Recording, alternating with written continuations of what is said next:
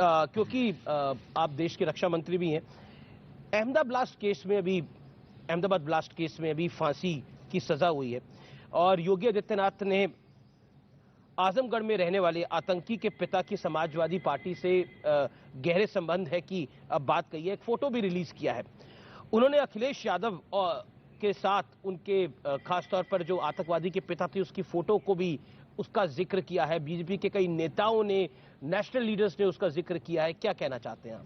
मुझे कुछ नहीं कहना है, जो भी किया होगा उन्होंने तथ्यों के आधार पर किया है।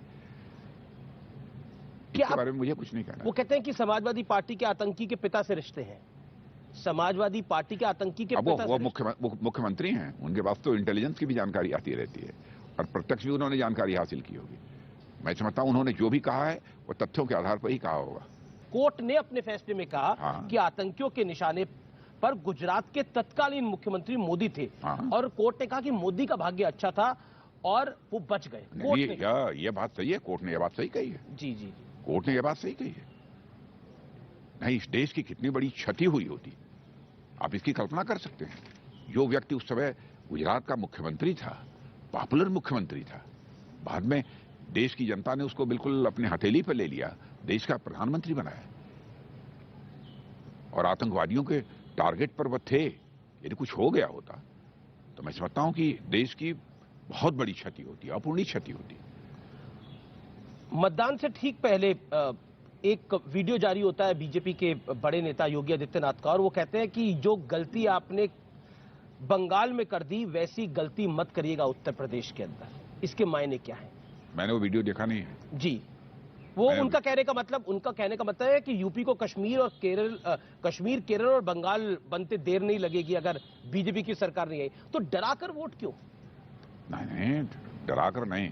भारतीय जनता पार्टी तो बराबर जनता के अंदर सेंस ऑफ फियर पैदा करके उनका समर्थन नहीं हासिल करती है, बल्कि भारतीय जनता पार्टी तो आम जनता के अंदर एक सेंस ऑफ कॉन्फिडेंस, एक आत्मविश्वास का भाव पैदा करके उनका समर्थन हासिल करने में यकीन रखती है। प्रधानमंत्री मोदी ने एक रैली में बोला कि टीएमसी गोवा में इसलिए चुनाव लड़ रही है क्योंकि हिंदू वोट बढ़ जाए, ये टीएमसी के नेता ने बोला और प्रधानमंत्री मोदी ने उसका जिक्र किया। प्रधानमंत्री ने बोला कि किसका वोट बंटवाना चाहते हैं ये तो सामने है, लेकिन किसका वोट इकट्ठा करना चाहते हैं। तो एक सवाल खड़ा होता है कि आप हिंदुओं को बताने की कोशिश करें कि अगर हम नहीं आएंगे, यानी बीजेपी नहीं आएगी, तो आपकी रक्षा कौन करेगा? नहीं, हम लोग सबकी रक्षा करते हैं, केवल हिंदू नहीं, समाज के सभी वर्गों की हम लोग रक्षा करते हैं।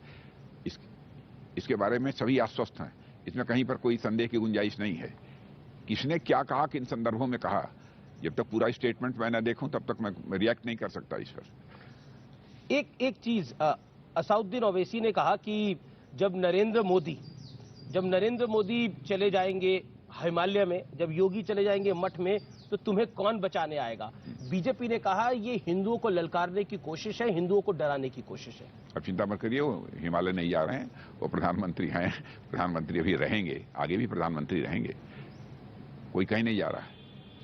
क्या आपको लगता है कि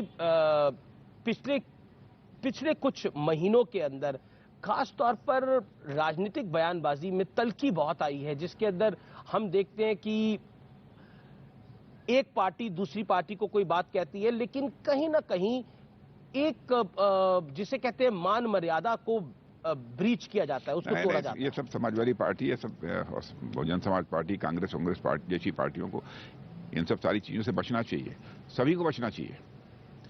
मैं तो यह मानकर चलता हूं कि तल्ख टिप्पणी करने का कोई कारण नहीं है।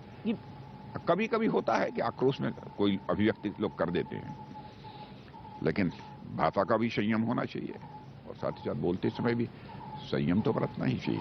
80-20 वाला बयान क्या है? 80-20 से क्या आकलन लगाया जाए?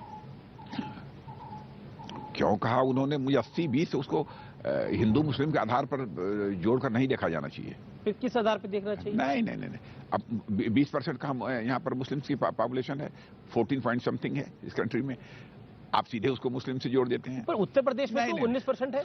80-20 का मतलब यह है कि लगभग, अब से मोदी जी की पॉपुलरिटी है जी, मोदी जी की पॉपुलरिटी 70%, 75%, 80% भी कभी आती है।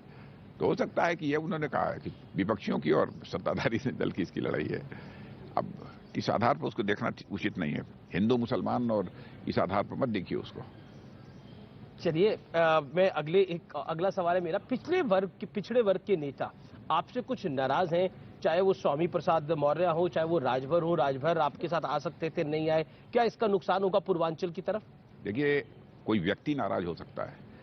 जहां तक पिछड़े वर्ग की बात है, मैं जानता हूं कि पिछड़ा वर्ग पूरी तरह से भारतीय जनता पार्टी के साथ। कोई इसमें व्यक्ति हो सकता है, उसके अपने कारण हो सकते हैं नाराजगी के, लेकिन भारतीय जनता पार्टी की नीतियों के कारण वह नाराज होगा ऐसा मैं नहीं मानता। पर क्या मेजॉरिटी हमारे साथ है। क्योंकि 2017 का चुनाव हुआ, बीजेपी का अलायंस मैनेजमेंट बहुत अच्छा था। इस बार जयंत चौधरी को बीजेपी साथ नहीं लेके आ पाई, इस बार बीजेपी राजभर को साथ नहीं लेके आ पाई।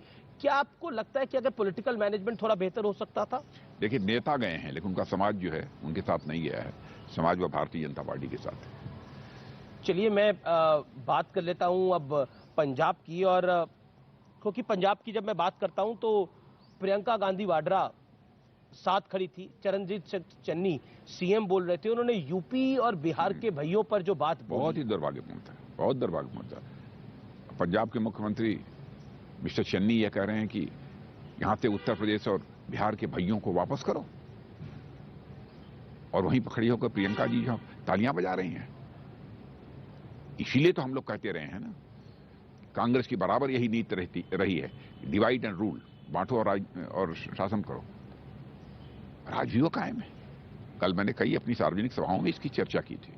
आपको दुख हुआ सुन के? बहुत दुख हुआ, बहुत दुख हुआ। तकलीफ इस बात की भी हुई है कि ये लोग बड़े बड़े नेता अपनी राजनीतिक पार्टियों को बनते हैं, और इस प्रकार की बात यदि कोई कह रहा है तो खड़े होकर जो तालियां बजा रहे हैं लोग। क्या आपको लगता है कि पंजाब के वोटर को एक मैसेज देने के लिए कोशिश की गई? अरे ये कोई तरीका नहीं है मैसेज देने का। चाहे कोई कहीं का हो, किसी भी कॉर्नर का हो, इस देश के सभी एक हैं, भारतीय हैं। जब चरणजीत कोई कहीं जा सकता है, कहीं भी रह सकता है। जम्मू कश्मीर को भी स्पेशल स्टेटस था, उसको भी हम लोगों ने समाप्त कर दिया। अब कोई जम्मू कश्मीर जाकर रहना चाहता है, रह सकता है। जम्मू कश्मीर वाला आकर इधर रहना चाहता है, रह सकता है। कहीं कोई प्रतिबंध नहीं। पर चरणजीत सिंह चन्नी से जब इस पर सवाल पूछा गया, उन्होंने बोला मेरा तात्पर्य वो नहीं था, और कांग्रेस ने कहा कि वो अरविंद केजरीवाल के लिए कह रहे थे। अब दिल की बात तो उनके जुबान पर आ गई थी। अब बाद में शायद हो सकता है कि कुछ लोगों ने कहा हो तो रियलाइज किया उन्होंने कि हमको इसका खामियाजा भुगतना पड़ेगा, और इस चुनाव में ही उनको इसका खामियाजा भुगतना पड़ेगा जो स्टेटमेंट दिया है। क्योंकि हम कांग्रेस की बात कर रहे हैं, तो आप कांग्रेस को किस तरह से आंकते हैं उत्तर प्रदेश के अंदर खासतौर पर? क्योंकि प्रियंका गांधी ने एक नारा दिया है कि लड़की हूं, लड़ सकती हूं। देखिए ऐसा है कि उत्तर प्रदेश में कांग्रेस का सिग्निफिकेंस बचा ही नहीं है, इनसिग्निफिकेंट हो गई है पॉलिटिकल दृष्टि से। इस उत्तर प्रदेश में कांग्रेस महत्वहीन जिसे कहा जाता है। तो बीजेपी की लड़ाई किससे है? मेन ओपोनेंट कौन है? बसपा है, सपा है, कांग्रेस? कहीं पर कोई लड़ रहा है, कहीं पर कोई लड़ रहा है, पर समाजवादी पार्टी मेन ऑपोजिशन है। नहीं, समाजवादी पार्टी इन लोगों से ज्यादा स्थानों पर लड़ रही है, लेकिन कोई कहीं लड़ रहा है, कहीं सपा लड़ रही है, कहीं बसपा लड़ रही है, कहीं कांग्रेस लड़ रही है। ऐसा नहीं है कि एक ही political party Bharatiya Janata party के खिलाफ सभी जगह लड़ रही है।